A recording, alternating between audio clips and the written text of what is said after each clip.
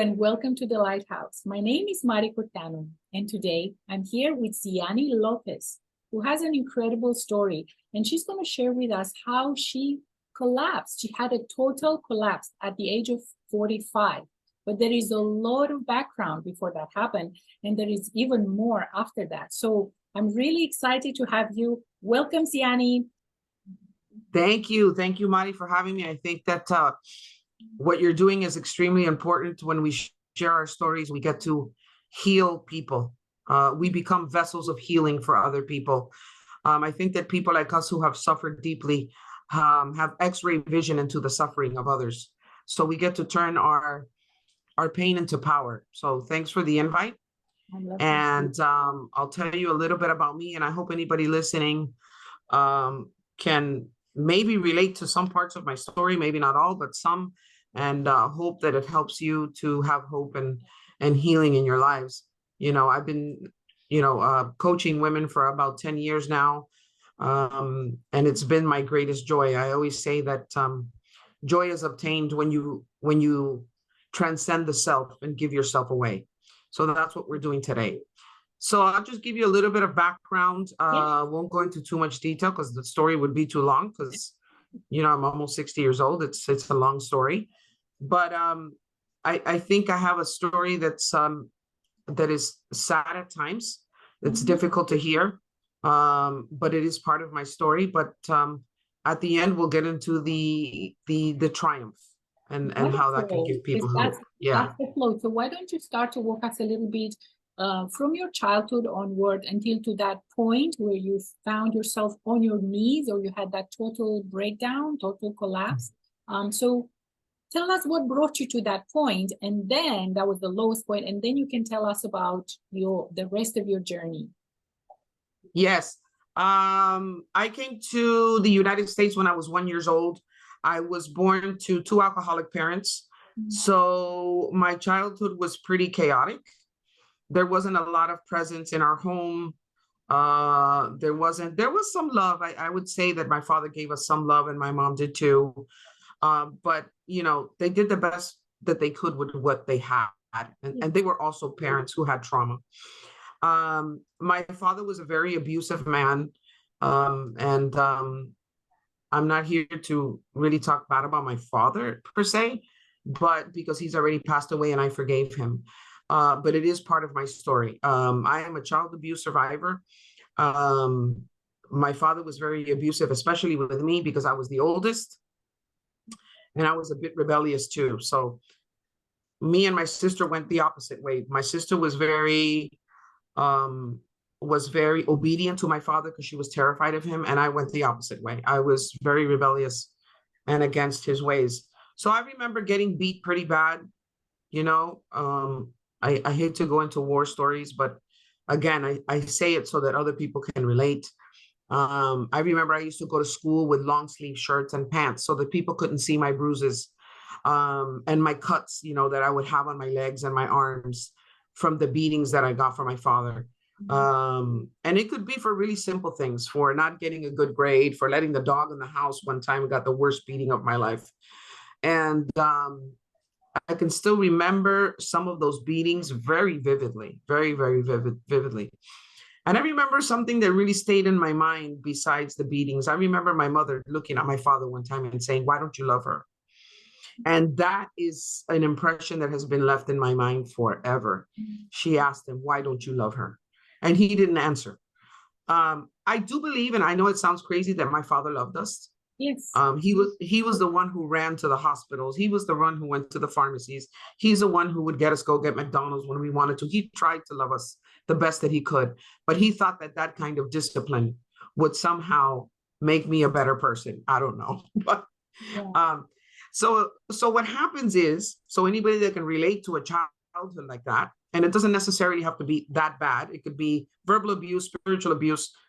I think that for me it was all three. So what happens as a child is that you lose yourself, you kind of lose your soul. I felt unloved.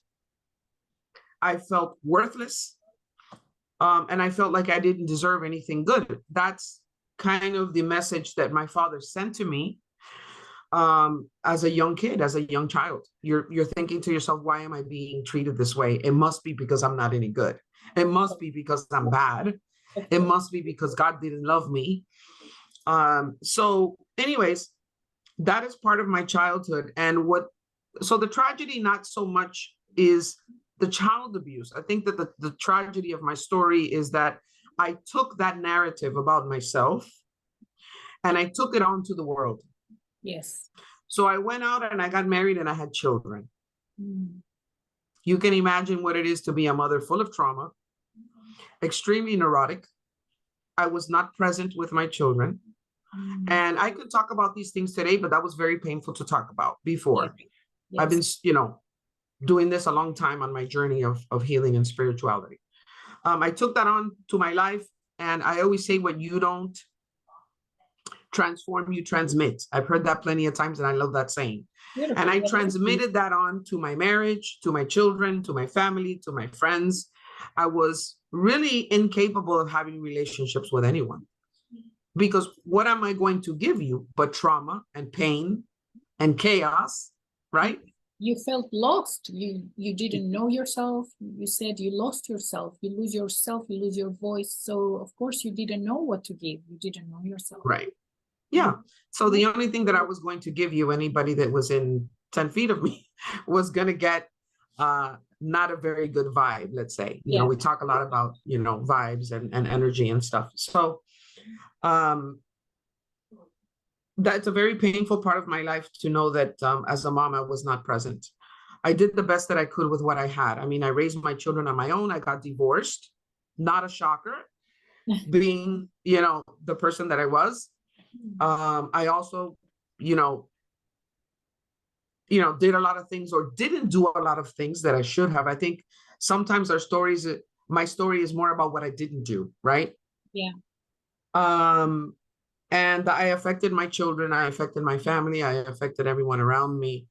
So I carried around a lot of guilt and shame, unworthiness in my adulthood.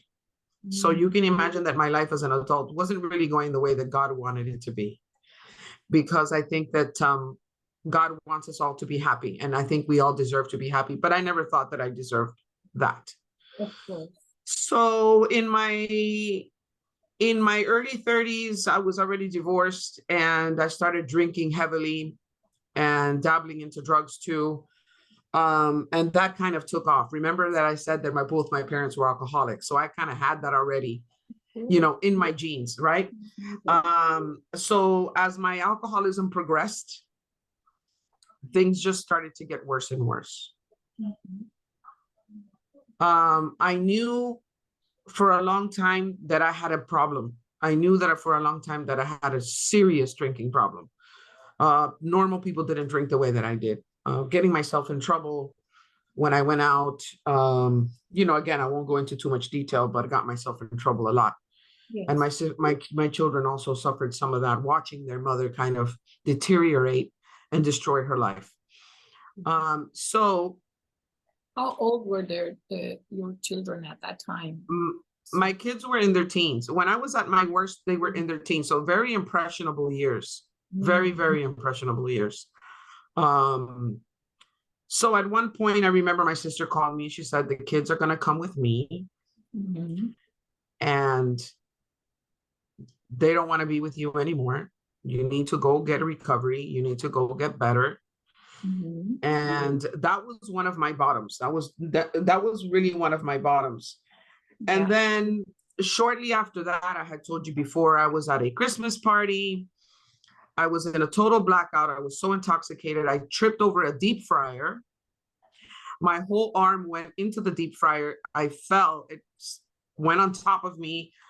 So I had first, second, and third degree burns to my full arm from my elbow down, my abdomen and my back. There was a man at the party who jumped into the swimming pool with his jacket and wet the jacket and put it around me because my clothes was on fire. It was a deep fryer full of oil. Let me tell you something. I'm so glad to this day I don't remember that. Oh, I was so intoxicated. I don't remember falling in the deep fryer. I have a total blank. The only thing I remember was waking up at the party and everyone's screaming, call 911, and everyone's screaming around me. So Wow. anyways, not to go into too much of that, I was in the hospital for 5 days. I said I was never going to drink again. And shortly after that, I went into recovery. I had a total collapse. I lost my apartment. I lost my children. I lost my job.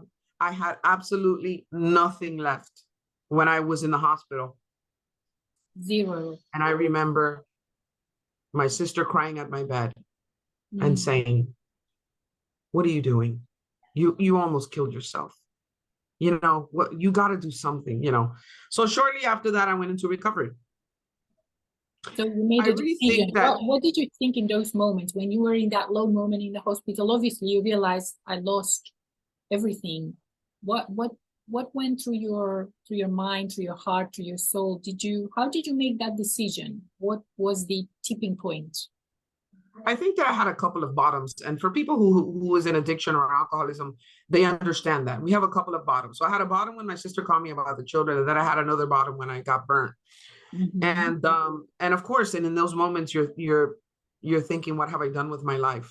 You know, what have I done? You know, Yeah. But my question is, the reason I'm asking is that in those moments, how aware are you really of what happened? I mean, do you really feel it, or do you really questioning, or you're not quite sure? You know something is wrong, but do you understand the depth of it though? That's my question. Yeah. Yes, I understand the depths of it. Because at that point my children had already left and I was burnt in a hospital, going through severe pain. I almost had to have skin grafting. Thank God I didn't, in my arm. But yeah, of course, I was thinking about everything. What have you done with your life? You have totally destroyed yourself, and you have brought everybody down with you, because my family was suffering to see me suffering. We think it's only us, but we affect other people. Absolutely. Shortly after that, I went into recovery. And I found me what we call a sponsor, right? Or she became my coach for many, many years. And I hit an alcoholic bottom, but also to your question, I hit an emotional bottom. So now the alcohol has left my system. Now you are left with yourself, with nothing to numb you. So you are completely raw in your emotions and in everything you have done in your life or what you have not done. And you are completely raw. And I hit an emotional bottom and I cried for like 6 months. I couldn't, it was extremely painful to see what I had done with my life and what I had done, how I have hurt others, especially my children. So that emotional bottom was extremely painful. But with my coach, I went through a healing process. That was the most amazing thing I've ever been through in my life. I started to let go of the victimhood. I felt like a victim my whole life. I would always tell people, well, if you had parents like I did, then you would drink the way that I did too. If you had a father who beat you the way that I was beaten, then you would be like me too.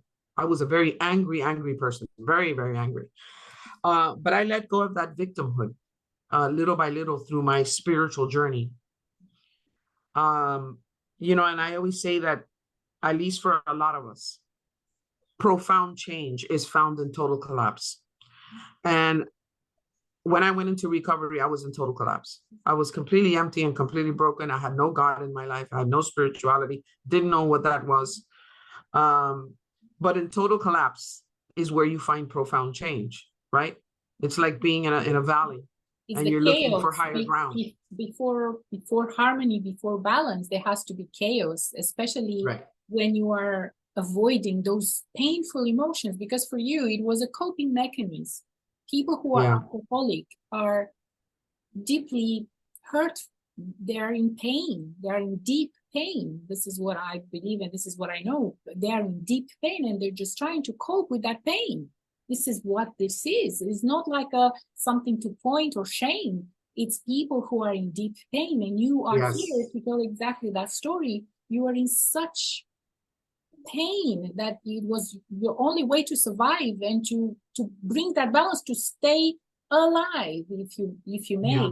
And so your body was then when you went off, all the emotion came up. So now you had to kind of really balance them out. And the only way to balance them out and bring you that inner balance was through the practice and through really having the courage to face them like you did, and to cry because you have to let them out. And of course, Yeah. you need a lot of help with that. But you have to have a desire too, because sometimes people don't want to be helped. But you made a decision that you already shifted the trajectory of your life, from what I Yeah.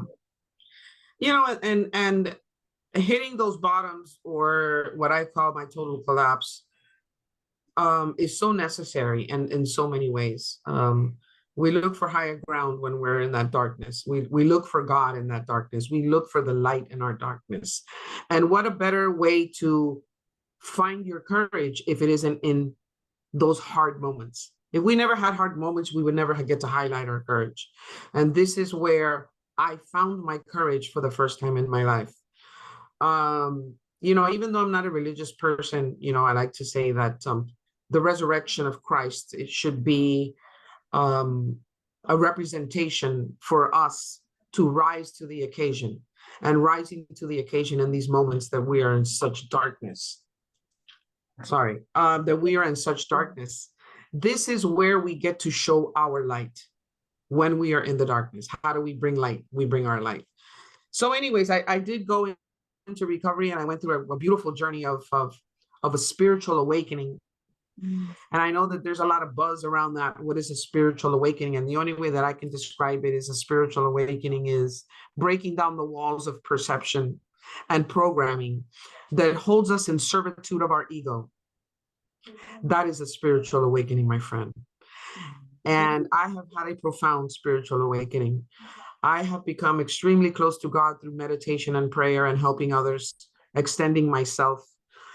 Today, I don't just have happiness, because happiness is fleeting. I can't tell you that I'm happy 24 hours a day, because it's not true. And I know you know that, and we all know that. I am not the Buddha, and I'm not Jesus. I'm still a human being. But I can tell you that I do have joy. And even in my hard moments, I have this underlining foundation of joy.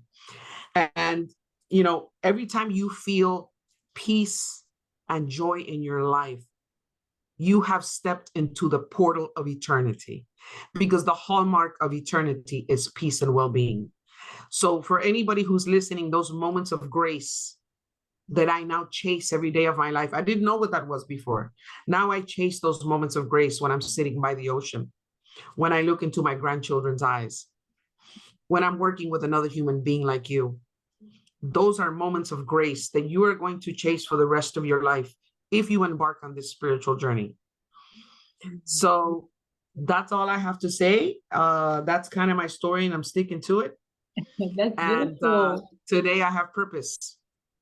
It's wonderful. Would you, I wanted to ask you, so was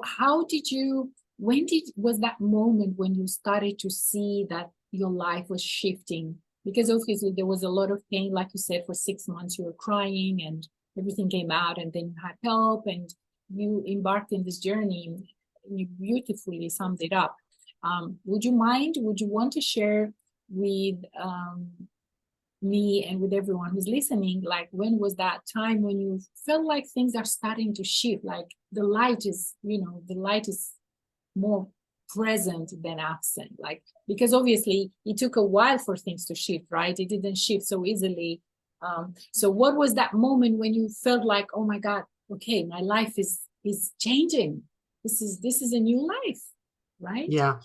When I started going through this journey with my coach, I think that the moment that things really started to shift was profound shiftness, right? This really hyper awareness that my life was changing, that I was changing, was really when I forgave my parents. For many, many, many, many years, I carried around total just resentment for my parents.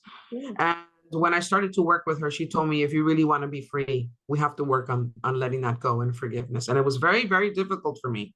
Yeah. I told her, I don't want to forgive my mother for not protecting me. I don't want to.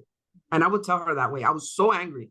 She goes, no. If you want to go through this, and if you want to feel better, and if you want to be free, If you want to go to any lengths to feel free, you're going to have to forgive.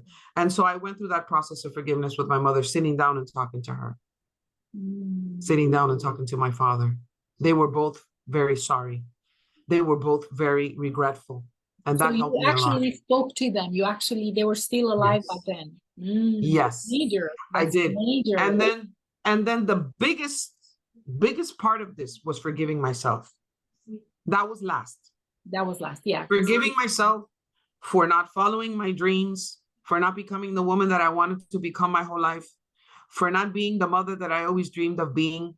I couldn't forgive myself. It was extremely difficult. I cried for many years. It haunted me for many years. But through the spiritual journey that I have been for the past almost 13 years, I've been able to forgive myself. So that was another step into catapulting me through my spiritual journey, was forgiving myself. So I think that forgiving other people is a little easier than forgiving yourself. And I love the quote by Mark Twain: "Forgiveness is the fragrance the violet sheds by the heel that crushed it." It is just so perfect. You step on a flower, but it still releases a fragrance. Yes. Isn't that beautiful? And that's what happened to me. I feel like I went through a metamorphosis of change. Once I was able to forgive my parents and myself, I feel like I've become like a butterfly. Yes. And amazing. It's wonderful. Wow, what an incredible story. Like it's all like so much there, and only the pain that you had to transform into love. You transform the pain into love. And that's why I wanted to ask you first, because so the first thing, you had to forgive your parents because that was the root cause. So you went straight to the root cause, right? And that was the most challenging process. And the truth is that we are our most, strict critics, obviously. So that's why it was hard for you to forgive yourself in the end, because you realized all the impact. But now that you did, like life is shifting because there is so much weight lifted. Usually people that suffer is because of unforgiveness, inability to forgive people that we perceive and that harmed us, right? So that is one of the top number one issue with people and forgiveness. And then there is a lot of resentment that people are building because of that, which also affects your health. In your case, it tipped you into alcoholism, right? And then, of course, there are other reasons, but it's incredible. What an incredible journey. Zeanne, one last question for you. If there was one last thing you want to share with someone who's listening now and could relate to your story, what would be a last message that you want to share with them? If you are in pain, if you are suffering, if you feel stuck, if you feel like you're not evolving, if you feel like something is missing in your life, even though you have everything, remember something. You are not, suffering because of the love you didn't receive in the past. You are suffering for the love you are not extending in today. Let go of the past. Let go of the pain. Today, extend love. Make gratitude your driving principle. And I promise you, your life will start to shift. And I will end by the quote by, I think it's Martin Luther King, and he says, when you walk in the direction of your dreams, you will be met with cosmic companionship. In the moment that you make a decision to return back to love, to return back to God, to return back to self-love, all of a sudden the universe conspires to help you heal. So I hope that helps somebody today. Wonderful. What a wonderful way to end this. Thank you so much, Zeanne. This was amazing. Namaste, my friend. Namaste. Thank you. I'm going to put Zeanne's details below, so please make sure you check it out and connect with her. Thank you for watching, and stay tuned for more on The Lighthouse coming soon. Take care.